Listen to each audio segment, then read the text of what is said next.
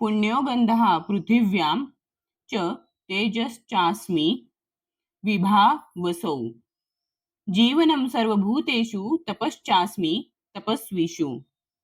9.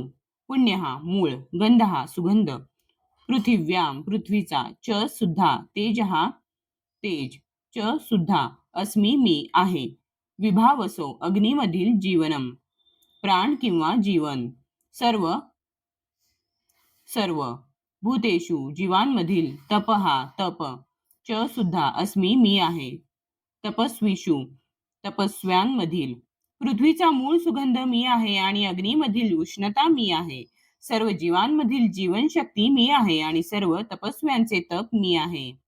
तात्पर्य: जे विकार रहित असते त्याला पुण्य अर्थात मूळ असे म्हणतात. भौतिक जगतातील प्रत्येक वस्तूला विशिष्ट रस किंवा गंध असतो. उदाहरणार्थ वायू, अग्नी, पाणी, पृथ्वी किंवा फुलामध्ये रस आणि गंध असतो. निर्दोष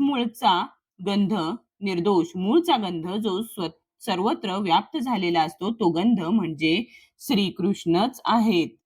त्याचप्रमाणे प्रत्येक गोष्टीला विशिष्ट अशी मूळ चव असते आणि रसायनांच्या मिश्रणाद्वारे ही चव बदलता येते.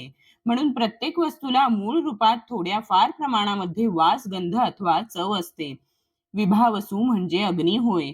अग्नीशिवाय आपण स्वयंपाक करू शकत नाही, कारखाने चालू शकत नाही इत्यादी. आणि हा अग्नी म्हणजे श्रीकृष्ण आहेत. अग्नीमधील उष्णता म्हणजे श्रीकृष्ण आहेत. आयुर्वेदानुसार अपचन हे पोटातील मंदाग्नीमुळे होते, म्हणून पचन क्रियेकरिता देखील अग्नी आवश्यक आहे. यास्तव कृष्ण भावनेमध्ये आपल्याला पृथ्वी, पाणी, अग्नी, वायू आणि प्रत्येक चेतन तत्व हे सर्व रसायने आणि सर्व भौतिक तत्वांचे उगम हे श्रीकृष्ण असल्याची जाणीव होते. मनुष्याचे आयुष्यही श्रीकृष्णांवरच आधारित असते. त्यामुळे श्रीकृष्णांच्या कृपेने मनुष्य आपले आयुष्य वाढवू शकतो अथवा कमी करू शकतो. म्हणून कृष्ण भावना ही प्रत्येक क्षेत्रात सक्रिय आहे.